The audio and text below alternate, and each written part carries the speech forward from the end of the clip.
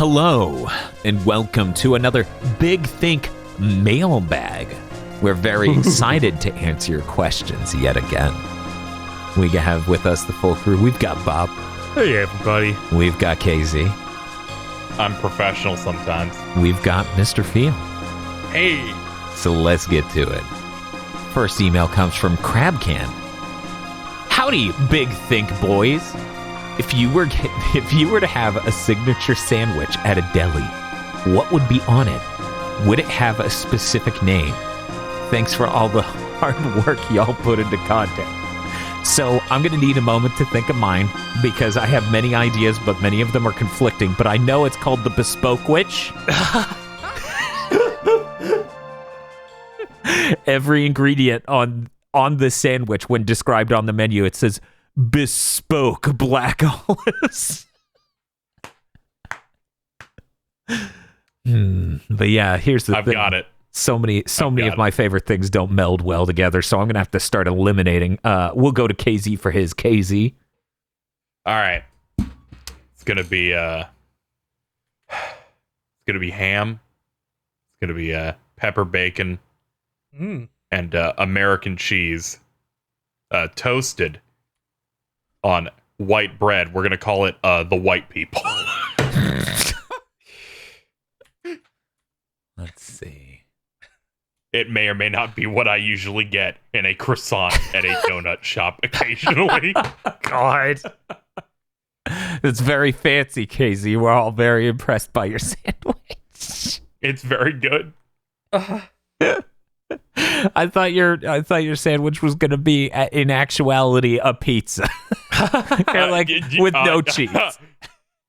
You should have won. I had that today. Two, you should have known that nothing good would come from KZ figured out what the thing was instantly. Yeah, that's fair. That's fair. I should. If I've come prepared, it means it's got to be bad. Bob, do you have anything? I keep thinking of the Brood Witch from Aqua Teen Hunger Force because I broke it. God damn you! Bacon is extra. 2020's worst bit is a show from 20 years ago. But this is always hard for me. Cuban sandwiches are something I have a really strong fondness for, but I don't want to just be lame and be like, yeah, just that. Well, I mean, there has to be a part of Cubans are very delicious. Yeah, the bar is below the ground after mine. I think you can get away with it. I think you could get away with a Cuban. But Bob, are there any flares to Cuban sandwiches? Any specific preparation styles that you prefer? I feel like the Cuban is really well set in. Like it's got to have pulled pork because some people just do sliced pork. That's not good. That's not the same. No. You need pulled pork. Pork's fucked up. What? He's fucked up. He's rolling out the same joke again. If you pull the pork out, then it's just pull. See, I knew it. Okay. KZ's about to be like, oh, you're gonna go to Target? Don't you mean at Target? Hey, do you want to go get a pizza later at Little Kaiser's? Oh my god. But you have KZ is like spawning the fishing pole in his and like the 6-pack in his hands right now as he turns into somebody's uncle. I pride myself on being a podcast humor dead zone. So, Bob, you were talking about pulled pork or something? Yeah, pulled pork. You got your ham. You got your good slices of pickle, and you press it all. Ooh, Okay. pickle. That's pretty good. I'll go ahead and shoot mine real quick. Sure. Okay, so oven gold roasted turkey with Black Forest ham, mushrooms, and a light amount of blue cheese on sourdough bread, hot press sandwich. Real good stuff. You might also want a cheese on it. I mean, the blue cheese dressing kind of handles that, but some people want, melted cheese goodness, which I would like to know. Of course, the mushrooms are grilled. We're not just going to stick raw mushrooms on this. You need to cook them separately. Egg. And no, an egg wouldn't work on this. I hardly Put an egg experiment on with it. anything ever, but Black Forest ham is that good shit. It really is. And for the cheese, since, we need a cheese that's going to cope with the blue cheese pretty well, but add a little bit of a different quality to it. We're going to go with Mar-Bleu cheese. If you've never heard of it, just Google it. It is an excellent cheese. It is also very blue, cheese-esque. So I would recommend that. That is the Dan sandwich. That's the bespoke witch. Pretty good. Bob, did you have any details before we go to I have another separate sandwich. Oh, no. This is bullshit. This is like our two deaths. I'm sorry. I drew have two a counter things. to your sandwich, Dan. I drew two sandwiches. I felt like I needed a cold sandwich to go with my hot sandwich. Okay, sure. Go ahead. It's gotta be. Is it a Big Mac? It is not a Big Mac. With 4 more pieces of bread inside it. It's a loaf. The big loaf. It's turkey pastrami in Munster. Okay. If you haven't had Munster What cheese, the fuck's it's really a great. Munster? Munster cheese Munster's is pretty good. Yeah, it's like a really mild cheese. I I always thought like that it. was like a sitcom. Okay, so a side thing real quick. One time, me and Cornbread Pockets, my best friend Cornbread Pockets, were going shopping, Mm-hmm. and I was like, "I'm gonna go get this. You go get Munster cheese from the cheese section." He's like, he started laughing like I was trying to trick him. He's like, Munster cheese. You like the Munsters? Like, no. No, like the cheese, motherfucker. Jesus Christ.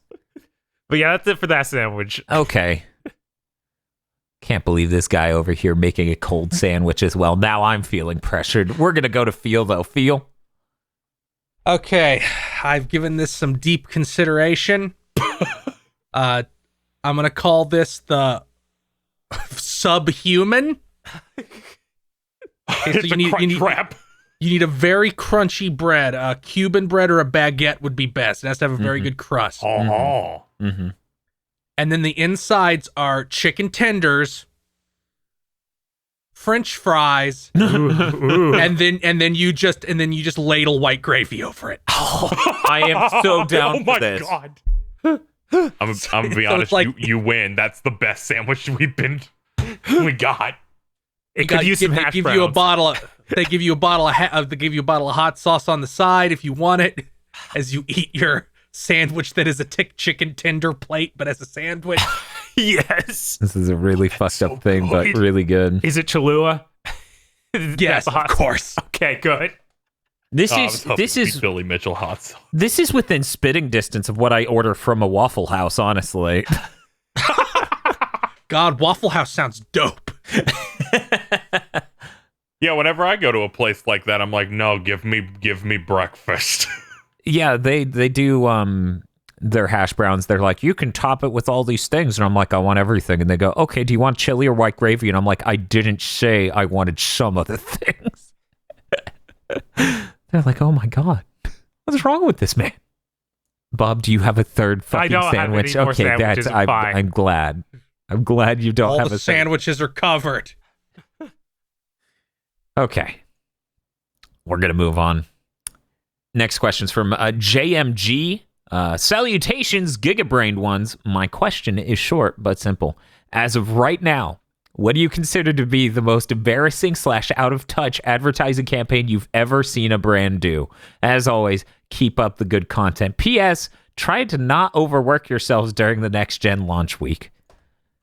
Look, I'm going to be arcing with electricity the whole time. Whether or not I'm in front of a camera that's streaming it to the internet is a different thing.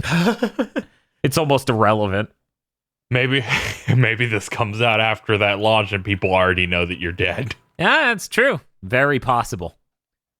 No, Bob for uploading this. If he's dead, nobody edited this, so it's not coming out. Yeah, that's why I said thanks, Bob, for uploading this raw file. Jesus. Patreon exclusive, all future content. It's also not edited.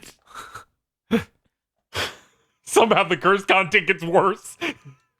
PSP ad campaign. Nut on the go is insane. Portable nut. What the fuck? I'm watching carpet. I will always remember that one of PSP. It's like carpet that you can watch outside. It was insane. That's how that ad ends. It's the whole thing's insane. The PS3 launch ad campaign of screaming baby in a room levitating a PS3 was far more in touch than that. Would you consider the IGN console watch an ad campaign? No. Okay. No, it Doesn't is not. count. I need to check if they put out a new one yet. Yeah, please check that. Thank you. Okay. I'm gonna say the Mass Effect 3 Walking Dead crossover. Oh. What? Yo, you didn't know about the Mass Effect 3 Walking Dead crossover, KZ? No, please enlighten me. It started with like, we're showing the first trailer for Mass Effect 3 during The Walking Dead. And it culminated in this fucking stupid image, which was used in multiple like advertising promos. The image of the Reaper nuking the farmhouse. Oh my god. And even back then, people were like, the fuck are you doing? Why? Like, your audience is more women than most people and nerds. Why are you putting this on The Walking Dead? Why are you showing this on HBO? Nerds love The Walking Dead. I don't know what you're talking about. Yeah, also that's on AMC. Yeah. Oh, is it on AMC? It's fucking prestige television. It's all the same shit. And then I think it turned out that image was stolen from a DeviantArt. Oh my god. Like everything from Oh no, I'm sorry. They stole it from they stole it from fucking somewhere, but I can't remember where at the moment. There was a lot of stealing going on in Mass Effect 3. Yeah, that's real bizarre that it just kept happening. Oh, it looks so bad. Jeez. But yeah, unfortunately, we'll have to wait till tomorrow for a new episode of Next Gen Console Watch. That's a fucking shame. There was something else that was so bad. Oh, I don't know if it went over well or not, but the iHob marketing campaign was really stupid. Yes. Yeah, that was among the worst I've seen in a long time. Yeah, it's like... Mostly because of how many people believed it was real. Not only that, who the fuck gives a shit about their burgers? Who the fuck would want to go to them for burgers ever? Yeah, and the advertisement was just bizarre. Like, why would you even announce that you, like, oh, our name is bad now? Yeah. It's insane. Yeah, no, that was really stupid. This also isn't this isn't video game related, but the Bud Light advertising campaign that accidentally endorsed date rape. Oh, I didn't hear about this. Because they had bottles that said the perfect beer for removing no from your vocabulary. Oh. But it was part of a larger campaign that was supposed to be yeah, I can see that. Loosen up Exactly. and agree to, do stuff you wouldn't normally do, like have fun. But then they picked the absolute worst possible phrasing. Yeah, they should probably stick to those frogs. Yeah, they've done so well for them 23 years ago. Yes. Another Walking Dead thing. Negan being in Tekken. There's no ad there. That That's was really just, successful. That's just actually. really good content. Yeah. I'm sorry. There's no ad here. That's all good artistry. I've got one. Okay. Embarrassing, out of touch ad campaign. Baby Nut. Yeah. That was the worst. That. Dude, we got It so was many like- bad ones this year.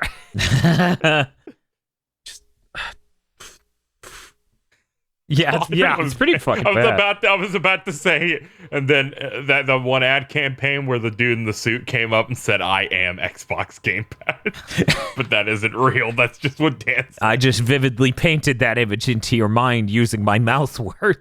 Now that you've Okay, said I'll do an Xbox One. The Xbox thing they're doing in the UK where they hired Xboxers to deliver you Xboxes.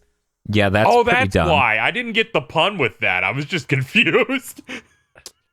oh my god, what? Wait, did you not hear about this? No, I didn't No, hear this about is real. He's not making was shit up. just It's real. real. Like ex-professional boxers. Yes. I didn't get the pun until now. Oh. I want to die. Okay. That's, yeah. You excited for the Xbox? Well, at $125 less because I traded in my One S. As in snake. Yes, I'm much more excited for that box. Congrats. Hell, it only costs $75 more than a Series S would cost now. There you And go. it's only marginally better. Casey's like, what's the best form of comedy? Blatantly lying. Only if it makes the rest of my co-hosts uncomfortable. Is there a genre of comedy that is the equivalent of a 6-year-old with cookie crumbs on his mouth saying he didn't eat the cookie? Yeah, it's called Casey Excellent Comedy with a K. Yeah. It's very good. Also, yeah, my other one would have totally just been the PSP shit because it was just racist. Yeah, it was insane. I was like, These squirrels are black. These dust balls are Mexican. Yeah, I don't know what they were thinking with that ad. It's not funny. You gotta check out that ad's just da da da da da da. And I'm like, what the fuck is going on? Okay, so I have another one. Technically, it's covered by what I said earlier, but I'll say it. All I want for Christmas is a PSP. That's one I was also thinking of. That wasn't that just a PlayStation employee tried to make He tried to make a viral video. Yeah, tried to make a viral video where it's like this person wants a PSP, but it's just Sony. It's just Sony making that ad. Yeah, it was supposed to be some cool teen just sitting there and rapping, but he's a little bit too old, and it's weird. So, because he's not a teen, So bad. he's like some 25-year-old dude clearly doing it in a Sony way might that's have some of the most like insane marketing. Yeah, I feel like in that span that PlayStation Portable White is coming. Yeah, well, keep in mind Sony Europe is a whole nother kettle of fish. It has so many bad campaigns. Thank you, Jim Ryan. So many bad campaigns over there. It's nuts. But yeah, I think Sony was their worst around the PSP launch, and all the PSP campaigns. Remember when Kevin Butler got his assist? Marcus, yeah, the PSP rep, the small black kid named Marcus who was teaming up with Kevin Butler to tell you about all the cool shit on the PSP. He knows about all the games. The Kevin Butler thing was good until they did that E3 thing where he came out and it was absolutely terrible. See, this is a contention between me, Bob, and the rest of the extended GigaBoots canon, or extended GigaBoots universe, where we all disagree with him. That E3 thing was fine. It was funny. But I think the lack of good things in the rest of the conference made how much time they give that even worse. Okay. It's funny because that's the first time I've heard anyone say anything bad about the Kevin Butler appearance. I'm sorry, Bob. Everyone else thinks it's the GOAT. You're just conflating the rest of the bad conference with it. It's something about That's it fair. just came off as really, really tacky. To the extent of like, oh, this is What do you mean? This It's Kevin Butler. Of course it's tacky. Yeah, it was so much worse than any other Kevin Butler campaign stuff. So I don't know. I don't know. I don't know. I like the one where he played a Wii and Sony got upset. Yes, that was really good. One might say that was in bad taste because his career ended. Yes. If that was the funniest shit of seeing it on TV first, going, isn't that the PlayStation fake guy? And then the next thing I see is, we've cut ties. We're suing for damages. Yeah, not sure what they were thinking with that one. They could not Bring have it been back. paid enough money. You know to- what? He comes back, but he's with Xbox, and it's worse. That would just mirror Phil Harrison's career. I just imagine it's like he came back, but the script writers at Microsoft are really bad. And then I was thinking, but then that would mean 5 years from now he would be at Stadia, and Stadia won't exist 5 years from now. So I guess he can't do the Phil Harrison There hop. will be a new Google product. Well, yeah, and then but it won't be anything like Stadia, and then it will also die ignobly in a year and a half. Yeah. Does You anyone excited? have any others they want to talk about before we move on?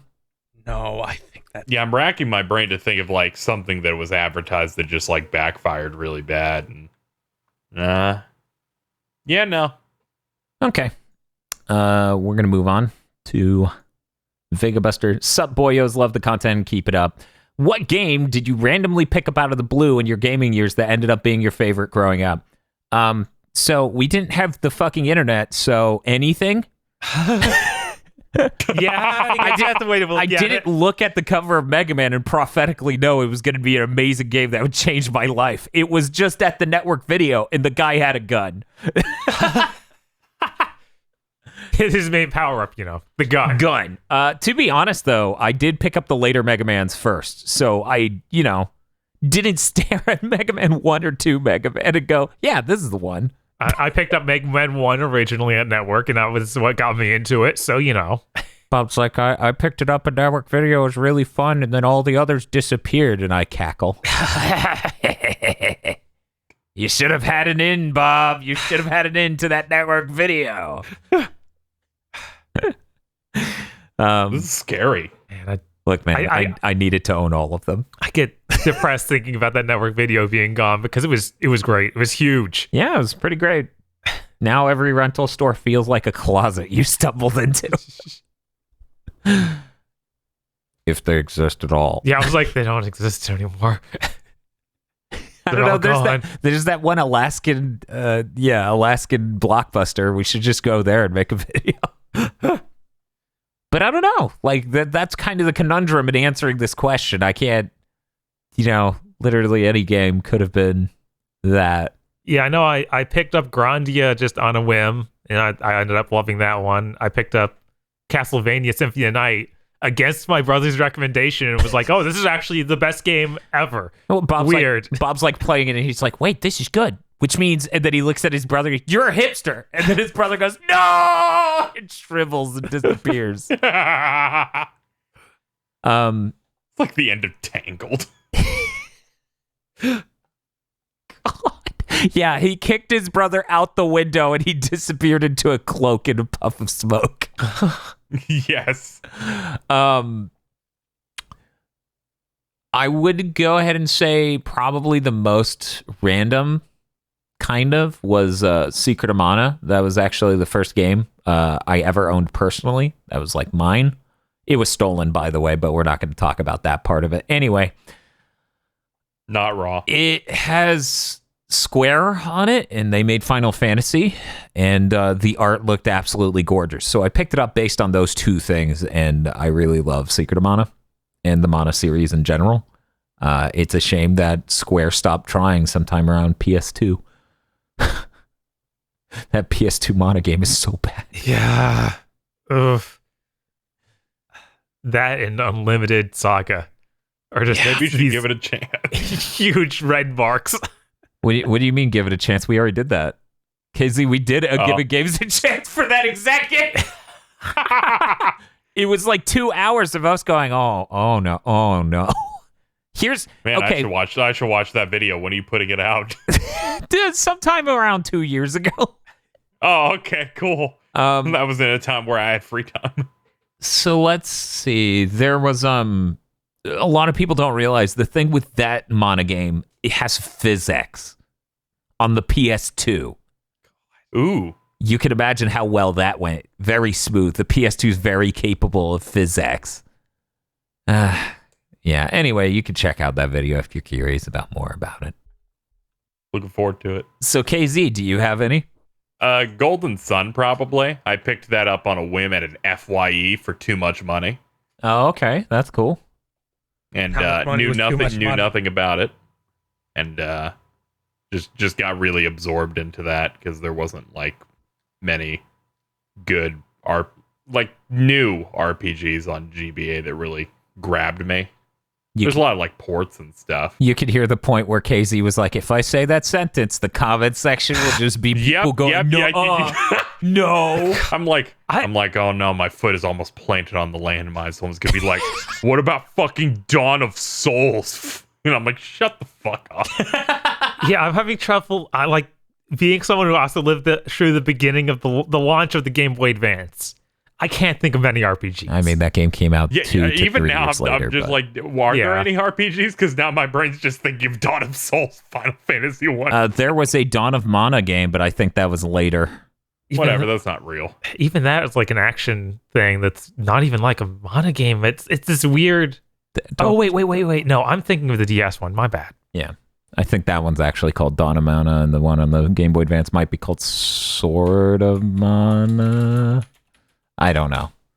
But yeah, I guess you got a lot of ports like Final Fantasy VI Dawn Man came. is the PS2 one. Shit. Yeah, that one sucks. God, does it? Yeah, but Golden Sun definitely. That game felt It's good. that one, especially when I was younger, like hit extra hard of just that sense of wonder in a video game of what's possible. Because in that you have like the magic of like mind reading, so you can go to every NPC and see what they're thinking, and you see like a bunch of like optional things you can pick up that are like super out of reach. It kind of makes you wonder like what else is going on in those areas. So that was neat. I was a teenager by this point, but I jumped into Disgaea, and I still like that. And I knew nothing about that one before I jumped into it. That's one that really did just have no pedigree because it was just brought over at random by a publisher who did not have any good means of advertising it. Though that's not true. I did know about it at least from one friend who just wouldn't shut the fuck up. And I was like, I guess I should try it then. I just randomly picked up Goemon on N64 with no preconceived notions of what that was, and ended up really liking it. Sword of Mana was the Game Boy Advance one. Ah, okay. Oh yeah. It was made by Square Enix and Brownie Brown, which later became One Up Studios. For people who don't know, they have a pretty good pedigree. They worked on Mother 3. Huh. Never heard of it. And a bunch of first-party Nintendo stuff like, Ring Fit Adventure, Animal Crossing New Horizons, Treasure, Captain Toad, Super Mario Odyssey, Triforce Heroes, etc. So, it's a good company. How do they only have 60 employees in the year 2020? It's bizarre. How many? 60? 60 in the year 2020. And Ring Fit looks that much better than Pokemon? Shut the fuck up. There's more than one dev on Ring Fit, I swear. There better be one moment. Fuck you. Look, there aren't 600 gym trainers in fucking I know. It's Correct. unreasonable. Ring Fit Adventure. Correct. Toxtricity's better than all of Ring Fit. Checkmate. No, that is false. That is very false. They have some really good elite trainers in that game that have fantastic designs. It's fucked up because the only thing I've seen in that is buff dude and everyone who keeps posting, she attacks with big feet. God, you run with derelicts. You do really not do. judge things by what arrives at you. I'm not running with people. It's the tweets that appear with 15,000 likes on them. There's also the random enemies are pretty good, like the dumbbell crabs. Yeah, no, the enemy design in that is really, really fantastic. But anyway, that's getting off topic. Phil, do you have any you want to mention? Yeah, I got a coupon once when I was like 10 to rent a game alongside another game, which seems fucking stupid, because why would you want to rent two at once? That splits your attention. Yeah. But I used it anyway. I rented Legend of Dragoon because I really wanted to play that because GamePro gave it a really high score and called it the Final Fantasy VII killer. What game? Yeah. Legend of Dragoon on the PS1. All right. Sure. I didn't write their review, Dan. I That's know. what they said. Oh, And then I was like, oh, what? But there's this other cool RPG I want to play called Wild Arms 2. And I ended up only playing that one. And then I bought it from the rental place when they went out of business 2 years later. And then and it's my favorite game. So that's cool. Legend of Dragon's kind of mid. True. I have no opinions. I didn't play it. I'm professional. Okay. We're going to move on. Legend of Legaia is great, and I totally did pick that up randomly, so I wouldn't say it became my favorite series, though. Heck, I know that Devil May Cry, we played that because you rented Code Veronica. Yes. We played the Devil May Cry demo that was bundled with Code Veronica X, Resident Evil, on the PS2. We played, 1 minute of Code Veronica X and then hours of that Devil May Cry demo? Yeah, we played about 25 minutes of the actual Resident Evil. But Code Veronica is good, right? No. No one's ever thought that. There's a reason people want a remake of that one, because it needs it. It was so nice going from, oh yeah, this is weird tank controls, and then you move Devil May Cry. It's like you just hit the direction, you go that direction. Whoa. It was mind blowing. I was thinking on this for a while, ever since we did the DMC5 related like hype content, and I was going through the older ones, and I was thinking about it, and I'm like, the first Devil May Cry game I ever played was 2. Oh. I played a demo of it. Who even had a demo? I feel like it had a demo because when I went through an area, I'm like, this feels like something I played like 20 years ago exactly. And I remember it not liking it then. And I'm pretty sure it was that. I was just like, I'm never going to check up on this. It looks cool, though. You become a demon and you shoot guns. Yeah, your arms turn to machine guns and everything dies. Yeah, you have a really good stinger. No. That's the one thing they finished. Let them have it. No, it's the worst feeling stinger ever. It's kind of hilarious, though. Yeah. Okay, so we're going to move on. Schubert Bebe says, howdy Giga Socks.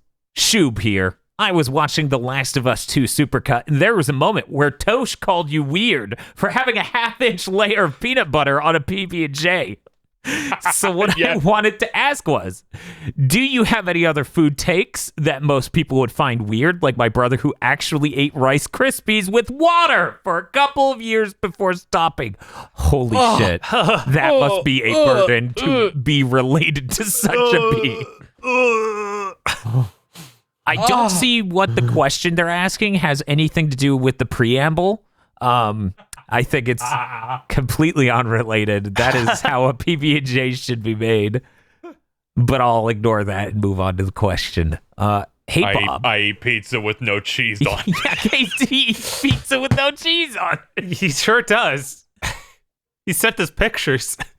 Yeah, I have leftovers. I'll actually send Dan a photo. Please don't. No! Please don't, man. I don't need that. Hey, Bob, do you have any weird food opinions? I don't know. I'm not sure if it's weird to... I think chili and rice is normal, but maybe that's not. I know you give me weird looks when I do that sometimes. It could be fine, but it's the propensity for which, for a while there, that you were like, this is dinner, and it's just a can of chili on rice. Yes. Look, sometimes there's no time. I get that. I totally get that. Let's see, weird food. No, I'm all perfectly normal. It's everyone else who's fucking weird. I don't know. Sure. You definitely don't put any eggs on burgers that people wouldn't expect. I haven't done That is that. normal. I haven't done that in months. And as Phil said, that is normal. It's enlightened, even. It is great. Yeah. I can't deny that. The more you yell "shut the fuck up" at me, the weirder my Whataburger order gets. Every time you do that, another egg goes on top. Well, let's see. 8 eggs tall. KZ sent me a picture of something. It seems to just be a pile of meat. No, that's my pizza. I can't see any pizza. KZ I just see meat, man. This is just. Oh, hold on. Do you want another that shows the crust? No, I'm good. I like this. There's some mystery to this. Please, no more. But yeah, I don't know. I'm not the hugest fan of meat, so this thing KZ sent me is fucking gross as hell. Wow, yeah, it's like there's I see bacon, Canadian bacon, and pepperoni, and maybe sausage. Yeah, it looks like sausage. It's just there's so much of it that it actually acts like instead of cheese. It's like blotting out the sun, basically, but with meat. Oh, okay. So we got we're working with pepperoni, ham, and bacon. Yeah. The Domino's bacon just looks weird because sometimes it looks like yellowish, other times it's red. Yeah. I get extra sauce. Mm-hmm. And that's like a garlic crust. Okay. You can see a little bit of crust on the bottom right there, that yellow patch there. As you can see. It's closing in on the edge. Yeah, I figured that might have been crust, but I was uncertain. I am so glad that you put it here into the podcast Discord. I would have had to prepare and text Feel a picture of my pizza if you did not. I don't know. My favorite pizza the last 2 times we've ordered has been like a feta cheese and tomato pizza. Like, you know, I'm to meet you. I'm not huge into meat on stuff. What was that fucking burger? I went to Burger King just to know what disappointment was again. And I ordered their steakhouse burger. Now, people who listen to Big Thick Mailbag know I was a huge fan of the one from 2008 where they put potatoes and like crispy onion strips or whatever on it. Nowadays, they just put the patties on it. They put what they call a barbecue sauce. There was a mystery white sauce on it that I don't think was mayo, and I don't even fucking know what's up with that. And then there were onion crisps. That burger gave me a headache. That much meat, because they were like, do you want a double or a single? I'm like, oh, I'll take a single. They gave me a double anyways. This is real fucking gross. Eat more of our alien autopsy gray meat. Yeah. Yeah. It has sear marks. It's cooked real meat. No. But that's it. Just, you know, you want to balance out your fucking thing. Like, the potatoes were important in that fucking burger. Like, you can't just have a pile of meat, put 2 mystery sauces on it, and be like, burger. But whatever. Anyway, I don't really have any interesting food opinions. Not one. Not even maybe everyone listening to this should try putting egg on a burger. Even though they should. You just remove the cheese from the pizza, guys. It's great. You can say you're doing it for a diet, and it makes you look smart. What diet would have you eat meat and bread but not cheese? Yeah, that's. I'm also at a loss. Yeah, you could just tell them, yeah, cheese makes me shit my brains out, and they'll be like, oh, okay. Until the time they see you eating nacho cheese and chips. Maybe it's some fucked up thing that like a guy from Baki would give a lecture about how you're a genius if you eat pizza with no cheese. Yeah, Casey's just eating this pizza, and that dude's in the doorway, and he's like, oh wow, that should give him high energy. Maybe. I'm just imagining, instead of just the fucking drinking a bottle of flat soda, I'm just sliding a box of pizza into my god. Ugh. I think taco pizza on thin crust pizza is fucking terrible. Give me hand tossed every time. I need that thickness. It's like a taco pizza has a ton of toppings on it, you know? A ton, and you're gonna stick that on the flimsiest dough, and you need that. You need the texture. Yeah, got to have more volume. I need my pizza to be voluminous. I guess we're gonna move on. I didn't do mine. I have fucked up shit. Of course, feel free to speak up. Oh no, it's time to open up Pandora's box. So I don't really do this anymore. It was a thing I did more when I was a kid. Cause I would eat like ham and cheese or bologna and cheese or salami and cheese, you know, real basic sandwiches. And I like to put potato chips on them. Okay. Mm-hmm. But we didn't have potato chips very often. It's kind of like a rare thing. So I'd use saltines. Oh. So I'd eat a sandwich with and it'd be like, oh, look, 4 saltines perfectly covers. Oh. Makes a perfect crunchy layer. Huh. Yeah, that it sure has a crunch texture to it. And then somebody, and when I said this on Twitter once, somebody screamed at me, "That's what lettuce is for." I'm like, no. Fuck it. Yeah, crunchy water. Get the fuck out of here, posers. Let's see. When I make tacos at home, I put refried beans on them, which I've been told is unusual. No. That's not unusual. Mm-mm. Yeah, I think even Chipotle will do that for you. Mm-hmm. Okay, so that's not unusual. Good to know. You know what? I don't know why I'm thinking internally to figure out what weird food shit I do. Hey, Tosh! What weird food things do I do? Because this mailbag letter opens with them putting me on blast for how much peanut butter I put on a sandwich. I don't know how anyone can eat straight out of the can. What do you mean eat straight out of the can? What are you talking about? Oh no. Oh, Dan? I don't eat beans straight out of the can. I put them in a dish and I heat them up. Jesus Christ. Dan, Do not tell Dan's these like, people. I'm sorry, but I trust Tosh. She would totally rat you out. No, there's no way. Dan walking out from under his bridge with a boot on his head and a can of beans. He's just she finds Dan hiding in a closet with a can of beans and a spoon. Cold beans are gritty and gross. I would not eat it straight from the fucking. We also need to confirm these are garbanzos, so not what you normally think with a can of beans. Yeah. Chickpeas, God. chickpeas/garbanzos are excellent. They're one of the best beans. If I were to do a rank list, it would be garbanzos at the top, lima beans below that, and then everything else fights to the death. I get the only thing I can think of similarly than that is like whenever I make enchiladas, I'll just like mix it up with a bunch of vegetables and stuff instead of like eating it like a human being. I make like the KFC bowl version of enchiladas. Yes. Fuck. Okay. Well, yeah, because I'm one like of the greatest dishes in the world is a KFC bowl of whatever the fuck they put in that. They are famous. I've heard they are KFC The famous. eighth wonder of the world. And I don't think this one is so weird, but people have looked at me funny for it. So I make like a fried rice, but it has extra egg, and the only meat in it is bacon.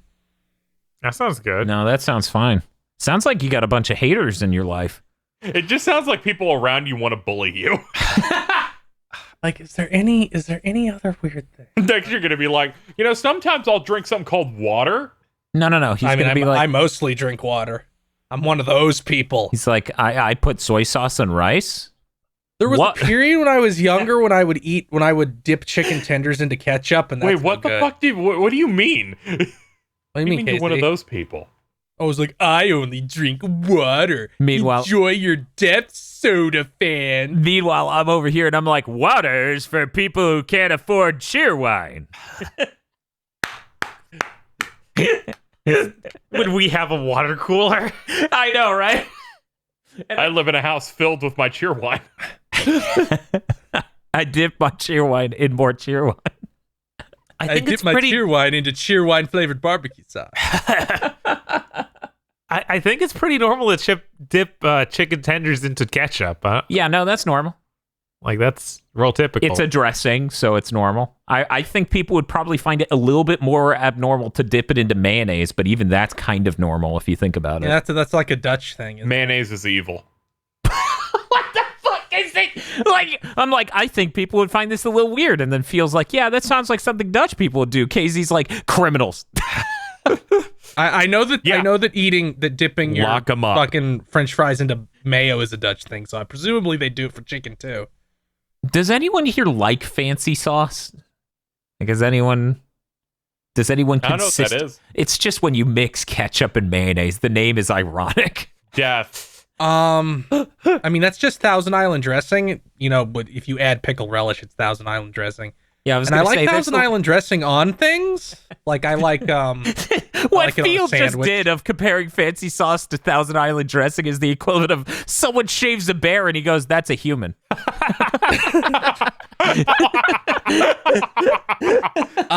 But no, I do mix ketchup and mustard into a dipping sauce, but only for corn dogs. Okay, yeah, 100%. If you're gonna commit to eating a corn dog, why wouldn't you? Absolutely, I'm all for this. Also, I do Corn the dogs aren't real. I do the ketchup and mustard for fried pickles. If I make fried pickles. Oh, fried pickles are neat. I don't know if I would eat that with that, but I can see it. I'm trying to think of like, I don't think there's anything else weird I do other than there was a bit there, and honestly, I'm not against it now. I'm just lazy, where I would take my Diet Mountain Dew and throw frozen blueberries in it because it made it taste amazingly better. And I need to start doing that again because I have a giant bag of frozen blueberries and it needs to get the fuck out of that freezer. Do drinks count? Yeah, of course. Why? What weird thing do I do with drinks, Tosh? I am. Do it. Well, a couple, but Would you don't do it anymore nowadays. would you like to get over here on mic if you're going to put me on blast? I would like for them to be able to. Yes. Okay. There you go. When I first started dating Dan, Uh-huh. I noticed there were a bunch of 64-ounce soda. What? That's normal. What? Soda Damn. cups. And they were just kind of, like a couple of them in the back. And I was like, oh, okay. I've never seen anybody actually drink out of those. And then, like, in one day, he, I swear, had 3 refills. And I was like, oh. What? Damn. Oh. Drinking soda is normal. Normal people drink soda. Do not worry yourselves with the quantity of it. I could. Dan is simply built different. This is like cut to like an X-ray of Dan, and both his kidneys have exploded. No, that's normal. If it wasn't normal, why would they ban it? Why would they ban 64-ounce cups if they were? The other thing leads to this. Okay, what is the other thing? That you know that I call you a soda connoisseur Yeah. because you know which soda fountains Yeah. actually work properly. And taste good. Yeah. By their carbonation. Yeah. For me, it's all the same. Well, Like, you're okay. I know this mailbag didn't ask me to put my girlfriend on blast. Here we go. I got. I'm not used to soda. I wasn't raised on that. Like, I wasn't allowed. She was raised by animals who enjoy flat soda. I swear to God. What? I got a 64-ounce cup of soda. This is huge. Fucking huge, right? 64 ounces is not small at all. It's virtually 2 liters. Anyways, or whatever. I get this fucking fresh cup of 64 ounces of soda from the gas station. I do my custom. No, I will not. And I'm telling the story now. I fill it with my custom mix. It's very delicious. I care so much about the soda. It's done well. I get in the car. And she gestures like, can I have a drink? And I'm like, yeah, sure. I hand it to her. For people who don't know, Tosh is 4'9". Tosh is very small. I hand her the swimming pool. I hand her this cup of soda, and I swear to Jesus, holding it by the top of it, she shakes it up and down once, like a piston in a car, and makes the entire thing flat in one swift movement.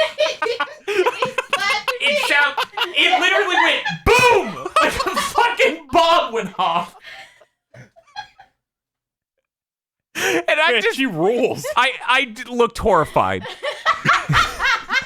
This is like the equivalent of like, hey, can I have some? And then she shits in it. She would have gotten the same reaction out of me if she reached out of the car and killed a squirrel for no reason. It seemed so insane. Did you go get another one? No! The syrup wasn't all that well mixed in it, and that's what my subconscious thought. It's like this soda isn't mixed well enough. Blame the manufacturer, Dan. This is like this is your version of when Cornbread Pockets bought the giant milkshake and didn't get a lid and dust blew in it immediately after he You're the stepped only out of one the I know.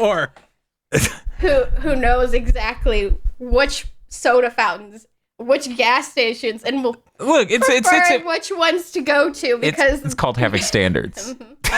okay. Okay. Maybe you need to find the gas stations that have stronger soda that doesn't go flat after one shake. That's not a thing, Casey. If you shake any soda, it goes flat. Tosh is like, I'm gonna help Dan prepare for his karate match. Shake. Oh man. So now everyone understands why I hate those whatever they're called, flavor wave things, where you get to customize your flavors, but all the 'Cause sodas they taste suck like ass? shit now. Yeah, Yeah, they taste yeah. like shit. Those things are awful. I can't believe they allowed them to exist. They lowered the quality of them. The fact that my theater only has those is part of why I don't go to the movies quite as much. Yeah, that's fair. It tastes terrible. So like, what was it? I noticed someone else started with that now. So it's like even more fast food places are just adopting that, and I'm like, oh god, Yeah, I please. think Wendy's was the first one to get it, and I'm Yeah. like, not ordering soda ever again there. Yeah, I don't want to go to McDonald's because of their soda. That seems insane. To just be like, The sandwich could suck. The soda can't. You have your priorities though. You know. Well, now that my girlfriend's put me on blast, I guess it's time to move on to the next question. Thank you, Tosh. So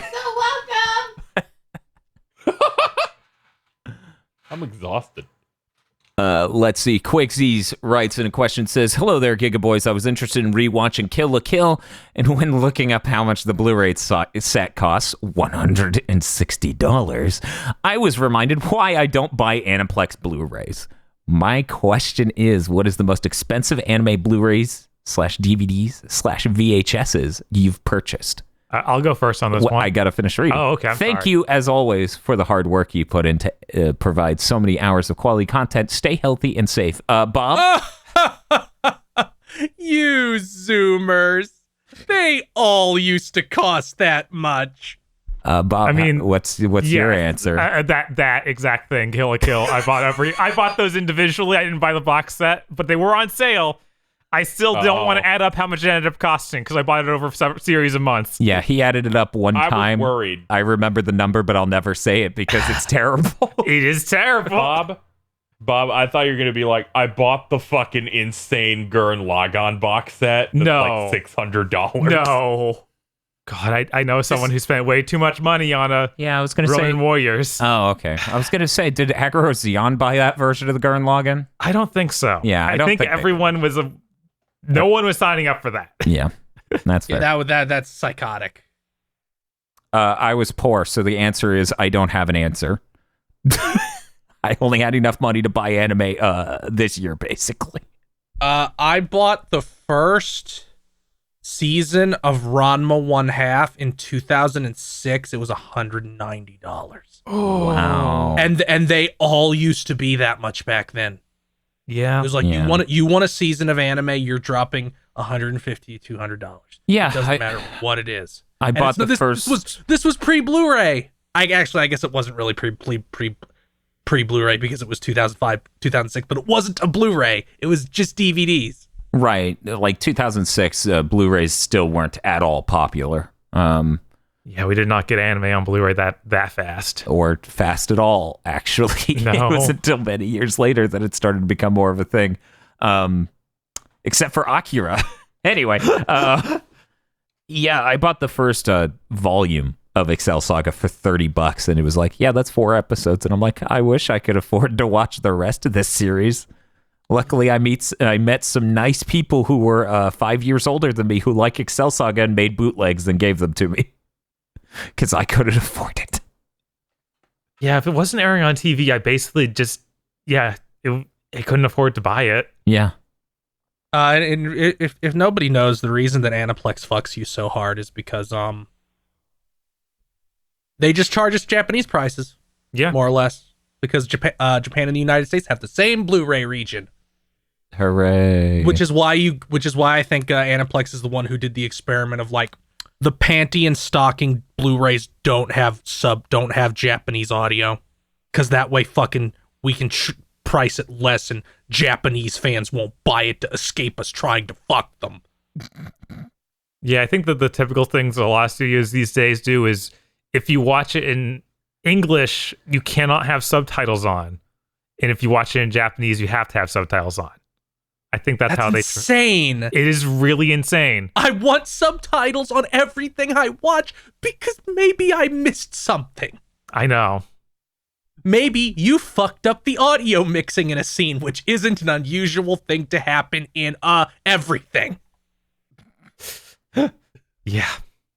Now the fucked up thing is like, as I'm sitting here thinking though, $160 is a lot, but I could watch it on the OLED.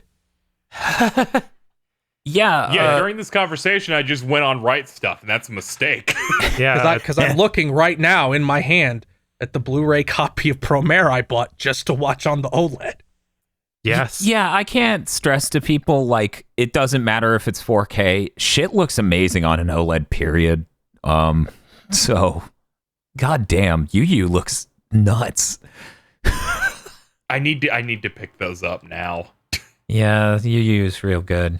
I'm not sure that now's the best time with the PS5. next Yeah, week. not necessarily now. Yeah. But I need to pick up those. I need to pick up those Blu-rays because all I have are very, very old DVD box sets from like 2010. Is there a Blu-ray of Redline? Yeah, we watched it. It looks incredible. I was like, there has to be for that. It's so good. It's is really fucking great. unreal. Like, I've seen it go on sale for like $5 or $7 too. So keep an eye out during Christmas. That's when a ton of sales happen. Excellent. but yeah, I'm going to end up having a DVD collection when I didn't for 15 years entirely because of an OLED.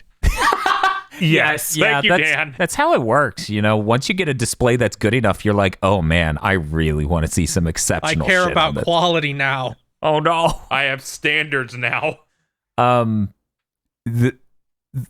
This year was, as I said earlier, kind of like the first time I could actually afford to buy anime, because I could barely afford to keep up with my hobby of gaming, because all the money from the channel basically went back into the channel, and I didn't have money outside of that.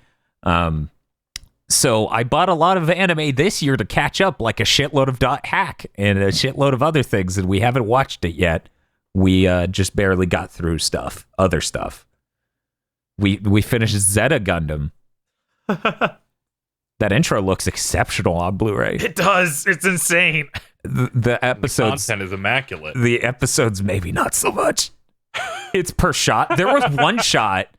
I think it was Shirako, wasn't it, Bob? Where they show Shirako and he's insanely well animated. No. I think that was the guy with the turtle tattoo. Oh, okay. God, what's his name? Yazan, right? Yazan. Yeah. Yeah. He was just, for one shot of him in his mech, he had like, I don't know, 50 frames of animation of him turning his head slowly and looking. It was like, whoa. This shit. That's the moment the animators had time and wanted to have fun. Like, we love Turtle Man.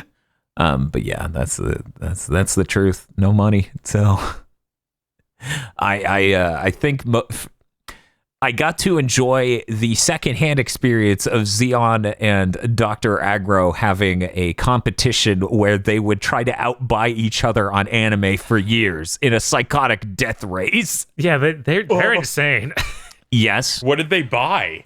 Oh, fucking what? Everything. What didn't they? They bought a shitload of anime. It wasn't even like the expensive versions. It was just a lot.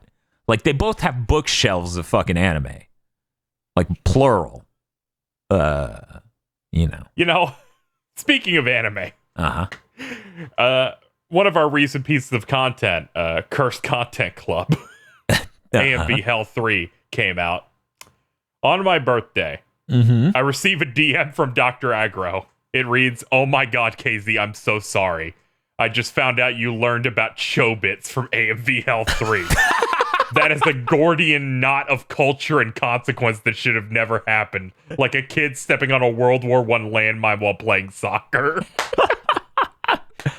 That's fair, because even people who like Chobits hate the fucking anime. So to have learned about it from shots of the anime in And AVL. mechanics of which how it works. Uh-huh.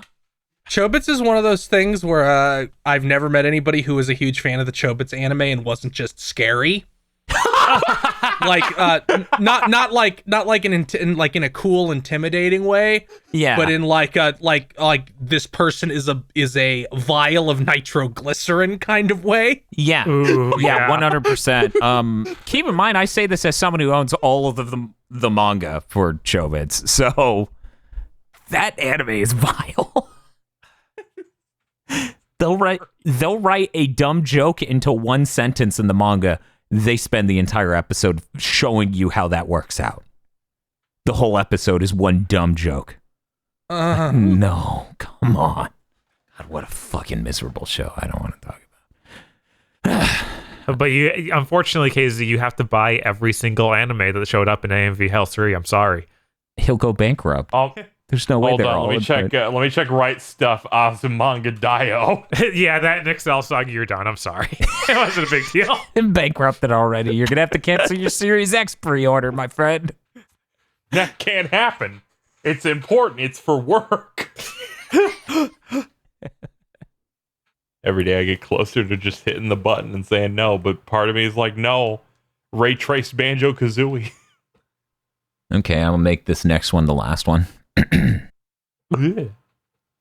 CLM writes in, "Hey Gigaboys, hope you guys and everyone listening are doing well.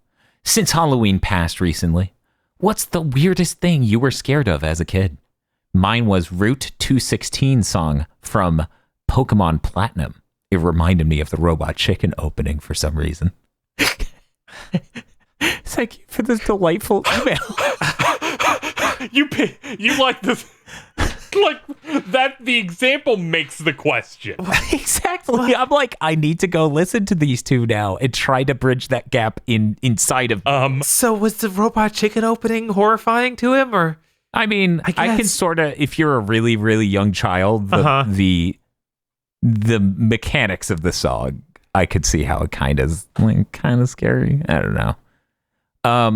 So I watched Mortal Kombat in theaters, and before the movie, they had performers come out who were like physical, acrobatic sort of like cosplayers, and they blared the music so loud, even though the Mortal Kombat theme's really cool. I was so insanely young that it scared the ever-loving shit out of me. The actual movie was less scary. I could see a fatality on I screen. feel like you come back as an adult and look at Goro. He's pretty scary. I don't know. He's hilarious. Especially with the look he gives Johnny Cage after he tries. No. Also, the opening of Mega Man on DOS, Mega Man gets mauled by dogs. That's kind of fucked up. They always come back too. You just gotta leave. Yeah. See, I didn't understand that concept that it would just keep throwing dogs at me and I would keep dying if I didn't just run. I had nightmares about that and the bad guy from Killer 7's face melting because the game over screen has his face melting. Hey, Bob. Ooh. Killer 7's a DOS game, by the way, for anyone who's wondering what the fuck that is. Sorry. I said Killer 7. It's called Stellar 7. Okay. Sorry, everyone. Yeah, I was like, was Killer 7 some weird Japanese computer game first? Because that's always a possibility. Suda 51 would do that. So I'm going to post a picture. I want you all to brace yourselves. It's going to be very scary. Okay? I don't want anyone listening to this or watching this on YouTube or any of my co-hosts to be too scared. So please brace yourself. Here's a picture of the bad guy from Stellar 7 when he's really mad in one of the game over shots. He's very scary. Oh man, this is a classic Suda game. I'm glad that I'm glad the guy from Gundam Wing who goes, "You stole a mobile suit," got a job in this DOS game. Yes. That guy is the best. He really is. It's so tragic how he died. No, that was the coolest, most baller shit ever. It was, but also a tragedy. Yes. They should have waited till like episode 49 for that, but yes. So here's a better shot of how his face is supposed to look from the box art of the sequel to this game that's on the 3DO. Stellar 8. Now Stellar 7, Draxon's Revenge. God. Yo, check out that man's pearly whites. Yeah, he likes to show off a lot. Like non-stop, one might say. He just looks like a He-Man villain. Do you think this guy hangs out with Karnov? Maybe. Oh, yeah, Jesus. I don't like that. Oh, yeah, no. no, it's terrible. It's really bad. I don't know, Bob. Bob, is this guy's favorite thing shooting, jumping, and climbing ladders? I don't think so. I just don't think he's up for that. God, this dude has Gary Busey's mouth. Yes, he does. I would like to note I was hanging out in Jessica Fleur's Twitch stream. She's playing Street Fighter 3 Third Strike. And someone in the chat, I believe from our own fandom's like, you should play Karnov's Revenge. She's like, what the fuck's Karnov? And I'm like, oh, no. This isn't good. All the pod lords are invading. I had a stroke. I was watching a movie and Gary Busey showed up and I got scared. Is this a bit? I thought it was a bit at first. I was like, here I am. I forgot Gary Busey's in the 1994 hit The Firm with Tom Cruise. Casey's like, I keep checking my bank account, but I'm seeing Busey's face and no money's going in. So confused. There better be a PS5 at the door. Or cheer one. So, Phil, do you have any spooky kid problems? When I was a kid, my parents got me this toy Spy Door from He-Man, who is a mechanical spider. It used batteries and would walk, and that scared the shit out of me when I was 4. God. So I 4-year-old Phil saw this shit coming at him and just fled. Fair reaction.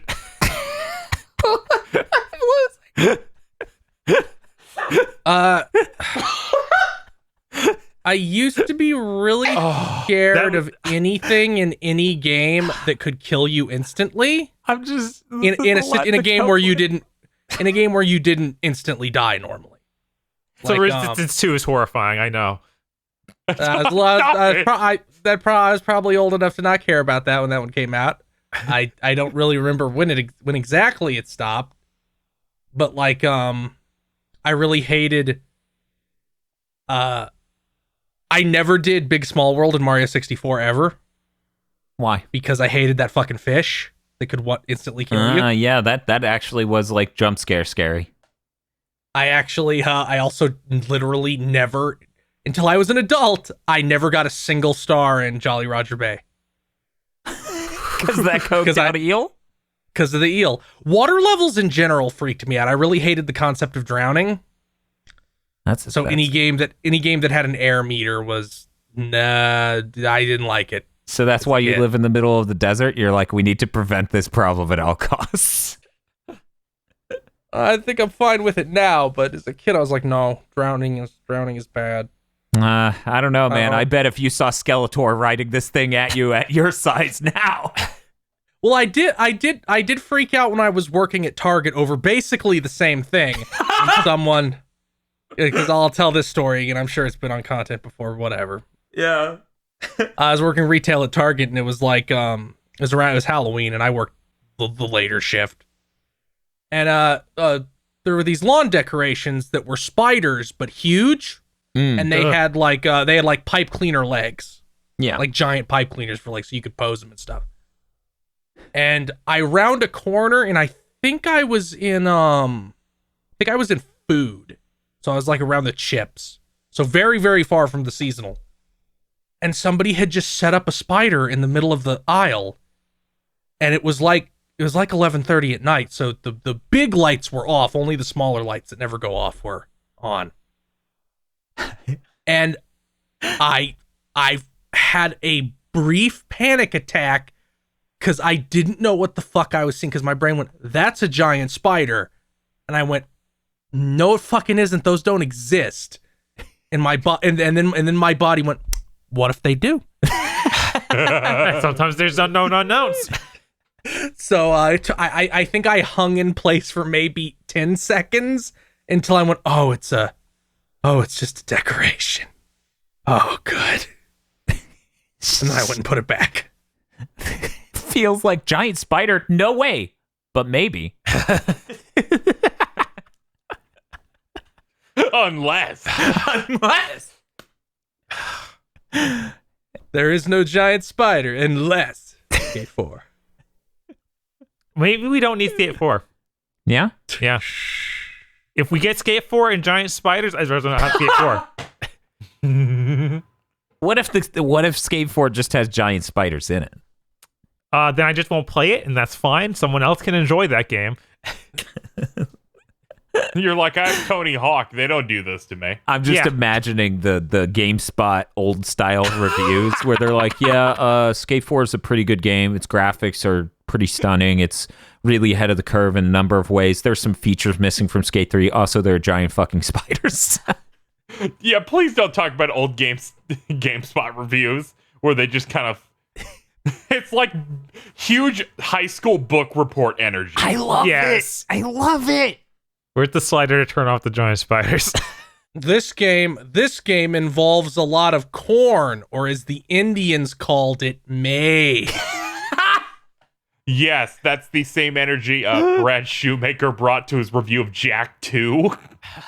Oh man, I need to beat that game so I can watch his review. Yes. Do you think if Brad Shoemaker died and went to purgatory, they'd make him review the Series S? God. I think he received a Series S, so I think he's already reviewing it. Yeah, he ate it in one gulp.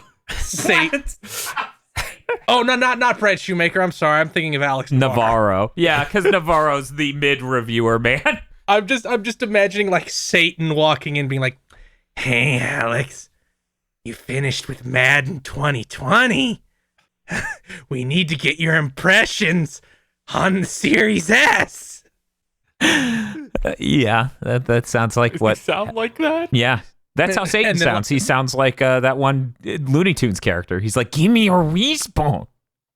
And then the chains like manifest on his arms and legs. God. No. Casey, do you have any things you were scared of as a kid? Loud noises startled me in games, so when you play Diddy Kong Racing and you try to go through a door but you don't have enough balloons, it plays a really loud noise, and it scared the hell out of me every time. To the point where I was afraid of going through the doors at first because I didn't know how the game worked. I thought I just did it every time. I have one that's unrelated to video games. Okay. My father's kind of a prick, so when I was 5 years old, he would do this bit when we were in the car, in which he would put his arm outside the window and then start closing the window on his arm and screaming as if it's being chopped off, and it made me cry. And every single time, he acted like it was the funniest shit in the world. It is the funniest shit in the world. See, that reminds me of this other friend. He's dead now, so I can tell the story.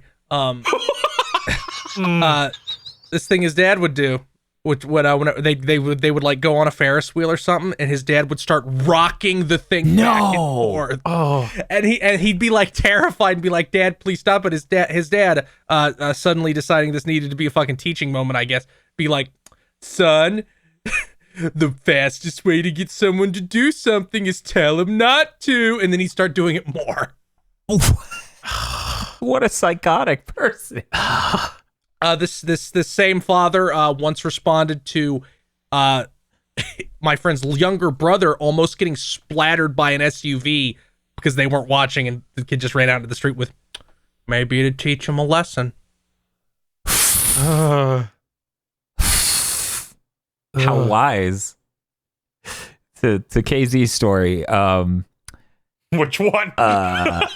You'll find out which one. So I'm on the bus. I'm in high school. Oh, no. I stuck my hand out the window and it was chilling downward, but eventually I thought it would be like, the wind's blowing or whatever. So I raise my hand up and it's sort of sticking into the window of the person in front of me. The chick in the seat in front of me on the bus freaks out. And I'm like, what the hell? And she's like, I don't know. I thought it was like a jellyfish outside her window. And I spent a while going, how could you entertain for even a second that a flesh-colored jellyfish was floating? It was a real moment. It was really great. You learned something that day. People's minds will entertain irrational shit like giant spiders might be real, but giant spiders aren't real unless. Yeah, we all learned something, giant spiders might be real. Jellyfish are in school buses. Are airborne in Florida. My dad's an asshole. We learned so many things. I have my dad's an asshole stories, but they mostly involve trips to Taco Bell and long car trips afterwards, so I'm not telling them. Ooh. Hey, Bob, do you have any other? let's see. The Pinkies from Doom really, really freaked me out as a kid because they show up in dark levels. And I played on DOS, so I didn't understand how to use the mouse at all, so I could only turn real slow. Okay. So they just come running down hallways and just kill me instantly. It was real bad. God. I also found the movie Mars Attacks, like, Mars really, Attacks really is creepy. just it is creepy.